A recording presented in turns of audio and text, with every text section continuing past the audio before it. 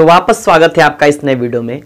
इस वीडियो में हम लोग लेड चैम्बर प्रोसेस के द्वारा सल्फ्यूरिक एसिड यानी H2SO4 का निर्माण करने का विधि देखेंगे।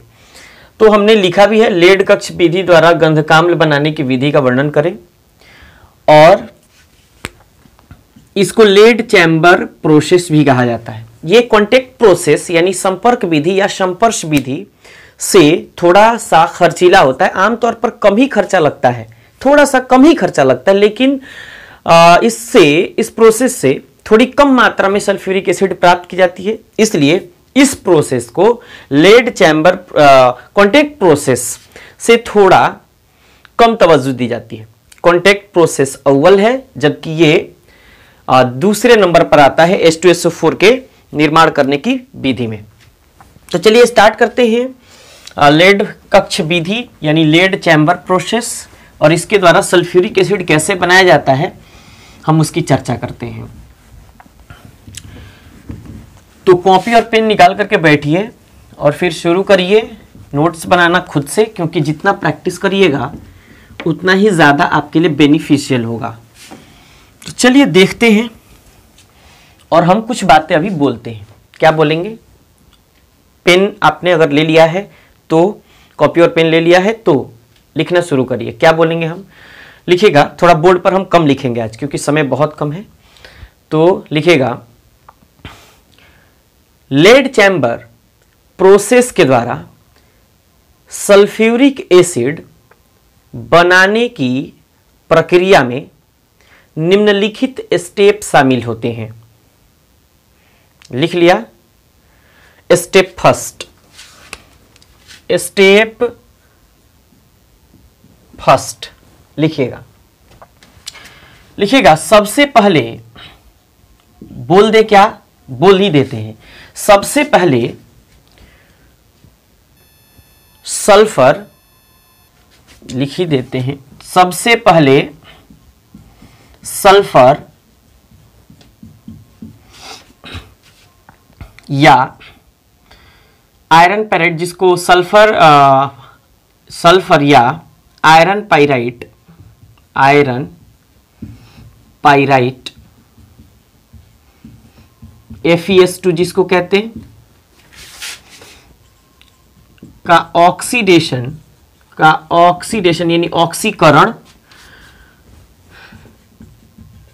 एयर के प्रेजेंस में यानी कि हवा की उपस्थिति में कराने पर सल्फर डाइऑक्साइड SO2 गैस का निर्माण होता है। गैस का निर्माण होता है। कैसे लिखेगा रिएक्शन को? सल्फर का ऑक्सीडेशन एयर के प्रेजेंस में कराइएगा, थोड़ा सा हीट करिएगा, सल्फर डाइऑक्साइड बन जाएगा। या इसमें से अगर ये रिएक्शन नहीं लिखते हैं तो आप दूसरा रिएक्शन लिखिएगा, आयरन पाइराइट FeS2 का ऑक्सीडेशन करिएगा, थोड़ा सा रोस्टिंग कहते हैं इस प्रोसेस को, ठीक है। तो हिंदी में कहते हैं जारण। क्या कहते हैं? जारण, या उसी को भर्जन भी कहते हैं। और आपके पास क्या बनता है? Fe2O3 और फिर सल्फर डाइऑक्साइड गैस। इस प्रोसेस से भी और इस प्रोसेस से भी, जिस प्रोसेस को जो प्रोसेस आपके माइंड को टच करे, अच्छा लगे, वही आप लिखिएगा। ये हम जानते हैं थोड़ा आसान है, तो आप इसी को लिखिएगा। तो इसमें से अगर आप लिखिएगा तो आयरन पैराइट हटा दीजिएगा। अगर ये लिखिएगा तो आयरन पैराइट हटा दीजिएगा, और अगर दोनों आप लिखते हैं तो और बेहतर, बहुत बेहतर। चलिए स्टेप टू में क्या कहेंगे? इसके बाद देखिए, एकदम लैंग्वेज ना सीधा सीधा बोलेंगे। इसके बाद सल्फर डाइऑक्साइड गैस का ऑक्सीडेशन यानी ऑक्सीकरण, ऑक्सीडेशन यानी ऑक्सीकरण नाइट्रिक ऑक्साइड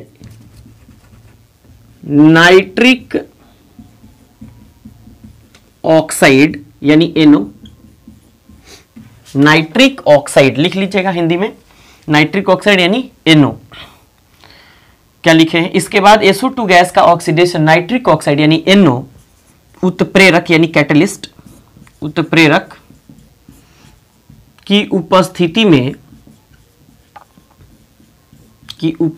में कराने पर SO3 यानी सल्फर ट्राइऑक्साइड गैस का निर्माण होता है, गैस का निर्माण होता है।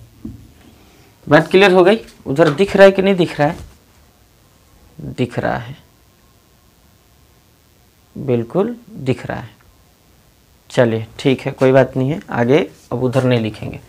तो SO3 गैस का निर्माण होता है। कैसे होता है भाई? देखिए SO2 और ये ऑक्सीजन किसकी उपस्थिति में? नाइट्रिक ऑक्साइड गैस की उपस्थिति में क्या बना जी?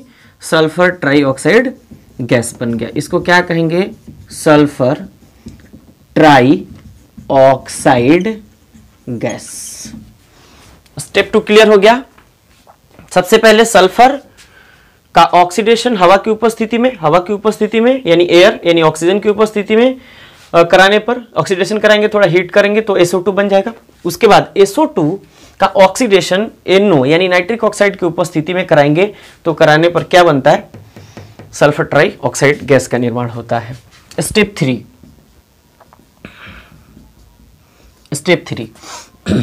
अब ऐसे लिखेंगे, अब SO3 गैस यानी सल्फर ट्राइऑक्साइड गैस को, यहां देखिए लफड़ा क्या है।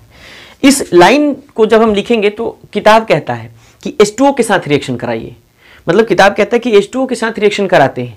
लेकिन जरा सोचिए कि अगर लेड चैम्बर प्रोसेस के द्वारा अगर हम लोग सल्फ्यूरिक एसिड बना रहे हैं तो हम बार बार क्या कर रहे हैं? हीट कर रहे हैं। बार बार क्या कर रहे हैं? हीट कर रहे हैं। यहां भी हम लोग हीट करते हैं, तो बार बार अगर हीट कर रहे हैं तो जो जल होगा वो क्या जल से ही रिएक्शन करेगा? वेपर से रिएक्शन ही करेगा। क्यों? क्योंकि जैसे जल डालेंगे तो वह गर्म होकर के वेपर बनेगा तो किससे रिएक्शन होगी? वेपर से रिएक्शन होगी। तो इसीलिए हम वेपर लिखेंगे। तो कहेंगे कि जब SO3 गैस को वेपर यानी वाष्प, और वाष्प का मतलब है जल वाष्प, H2O गैस। तो जब अब SO3 गैस को वेपर के साथ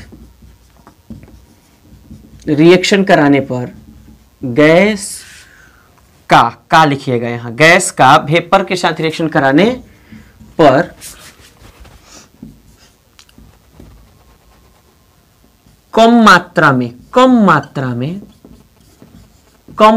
में H2SO4 यानी सल्फ्यूरिक एसिड का निर्माण होता है।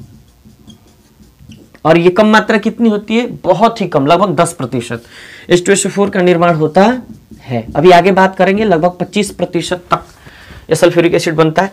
तो क्या लिखेंगे? SO3 गैस प्लस H2O क्या हो जाएगा? गैस। और किससे रिएक्शन हो रही है?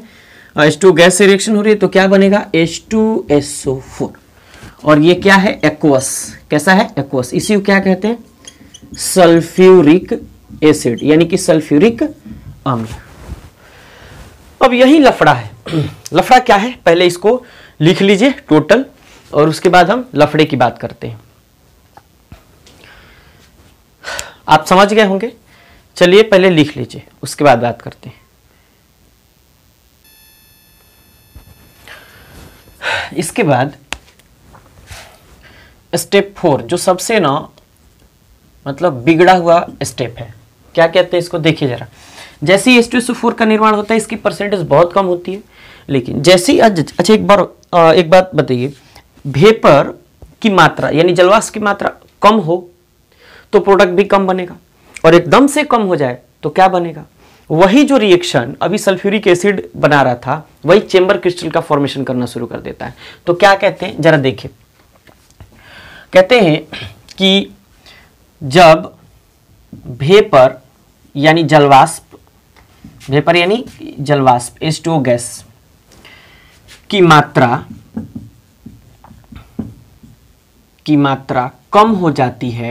कम हो जाती है तो चैम्बर में, लेड चैम्बर में, तो लेड चैम्बर यानी कि सीसा कक्ष या लेड कक्ष, लेड चैम्बर में क्या, लेड चैम्बर में चैम्बर क्रिस्टल या, हाँ सही है, चैम्बर क्रिस्टल या लेड चैम्बर क्रिस्टल भी कह सकते हैं, chamber crystal, chamber crystal nitrosyl, nitro इधर लिख देते हैं, chamber crystal nitrosyl sulphuric acid यानी सल्फ्यूरिक अम्ल का निर्माण करता है। जब वेपर की मात्रा कम हो जाती है तो लेड चैम्बर में chamber crystal nitrosyl sulphuric acid का निर्माण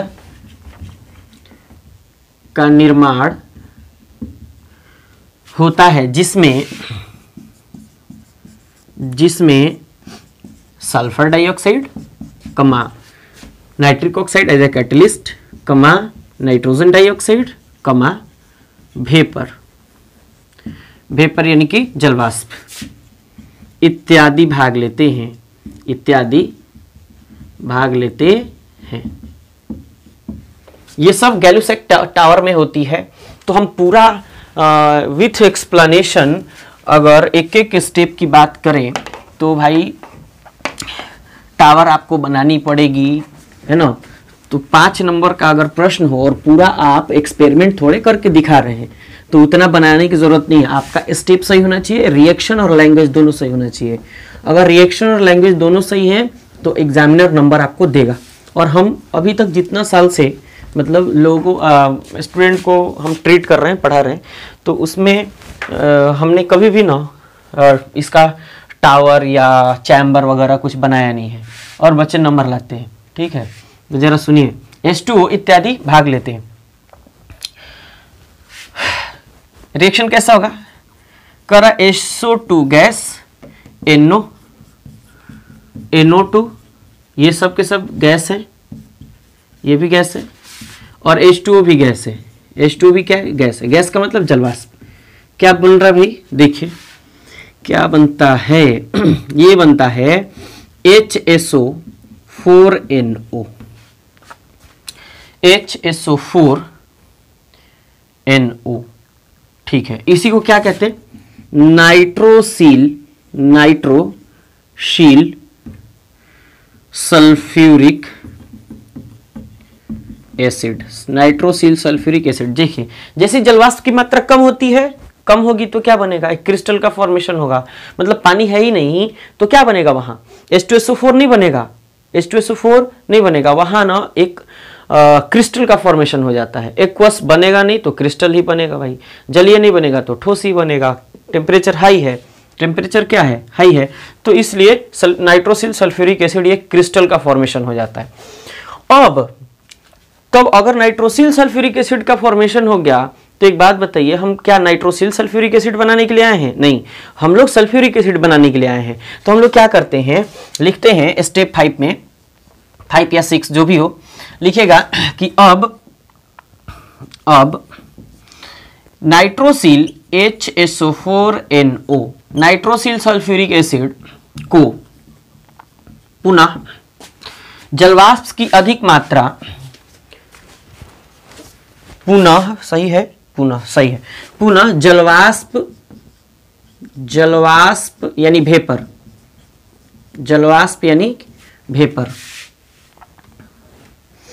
की अधिक मात्रा में गर्म करते हैं तो अधिक मात्रा में तो लगभग 25%, कितना प्रतिशत? पहले तो 10% बन रहा था, तो लगभग 25% कम खर्च वाली, चाहे एक काम करते हैं इनको हटा देते हैं, इनको हटा देते हैं, लैंग्वेज आपको थोड़ा सा टेढ़ा हो जाएगा। तो लगभग अधिक मात्रा में, तो लगभग अधिक मात्रा में सल्फ्यूरिक एसिड, अधिक मात्रा में सल्फ्यूरिक एसिड प्राप्त होता है, जिसका प्यूरिफिकेशन करने पर, जिसका प्यूरिफिकेशन यानी शुद्धिकरण, प्यूरिफिकेशन कर स्टोर कर लिया जाता है, स्टोर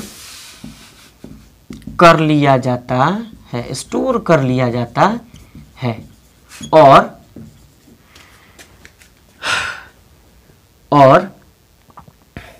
पूरी दुनिया में सबसे